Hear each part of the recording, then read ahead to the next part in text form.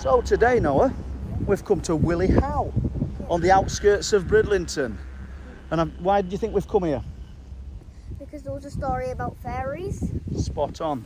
So we'll just go through this, me and you, because I know you know it briefly. But there's a man called William of Newburgh, a scribe from the 12th century, who recounts a story that's even older than that of this burial mound, Willie Howe, which is a fabulous earthwork, a Neolithic earthwork. So it's going back 4,500 years. This men actually worked and created this, and it's been said that it's more of a monument than a burial chamber or a burial mound, because they've not actually found body parts and remnants of the past and our ancestors in it. So the story: there's a man who's been to Burton Fleming for a night with his friends, a night of merriment, probably drinking alcohol or whatever they're doing. And what happened, he went back home on his horse and he has to pass close to the burial mound, and he sees an opening filled with light coming from out of the burial mound. Can you imagine that? Can you imagine it middle at night, probably 1, 2, 3 in the morning, seeing something like that? Yeah, that would be astonishing to see. It sounds more like an alien type scenario, this, but yeah, this is how folklore has depicted it. So we shall go with that, shall we? Yeah. And he's curious and he pulls his horse up alongside of the burial mound. Can we say pulls his horse? We can't, can we? He rode his horse up alongside of the burial mound and looked inside. And as he's looking inside, he sees a huge banqueting hall, all filled with light and tables full of food and obs and goblins and fairies, so we're told, all making merriment and having a huge feast.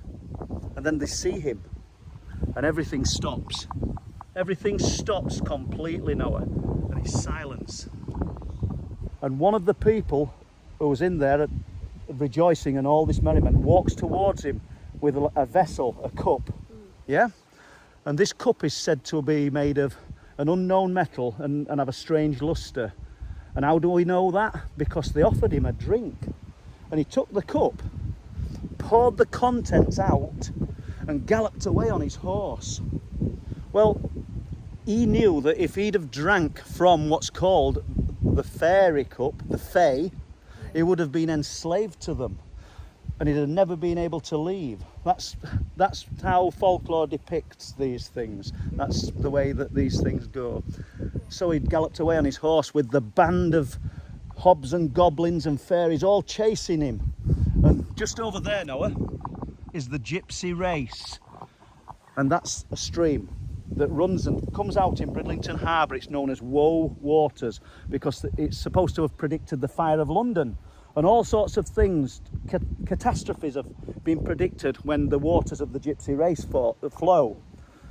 But not for this story. He jumped the Gypsy Race on his horse, and the band of revellers who were pursuing him couldn't cross the running water, and he escaped. But where it becomes interesting, Noah, where it becomes really interesting, is that the cup, I think it was given to one of the kings of England, and then it was later passed to other kings. So it did exist. The story attached to it may in fact just be legend and folklore, but don't you find it interesting that it's survived all this time? We've got the story of this burial mound, and it's not just got one story of little beings saying to inhabit this and this area. It's got lots of stories attached to it, so it's probably the most talked about burial mound in England, and you're here today. And then in the 18th century there's a man called Canon Greenwell who excavated this, and he excavated all the burial mounds around East and North Yorkshire, and in his writings he says none offered more of a mystery, none gave more of an essence of strangeness than Willie Howe.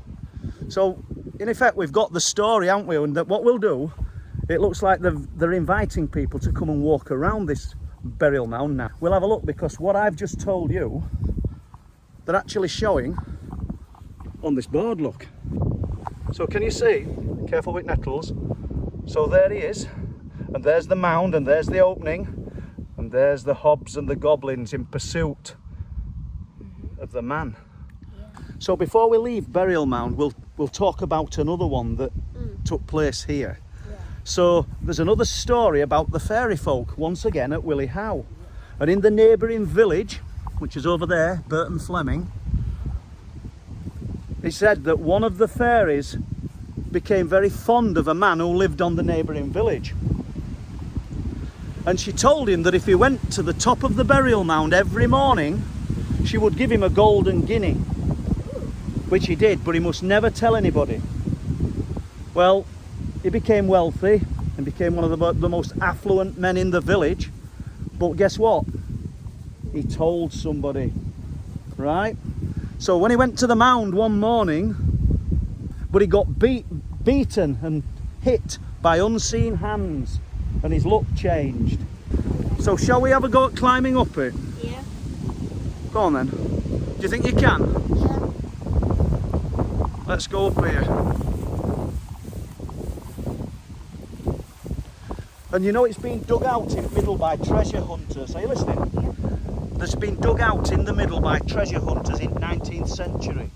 But in the 1800s, Canon Greenwell, he excavated this expecting to find treasure. He didn't find any. So you can see where it's all been hollowed out here, can't you? You okay?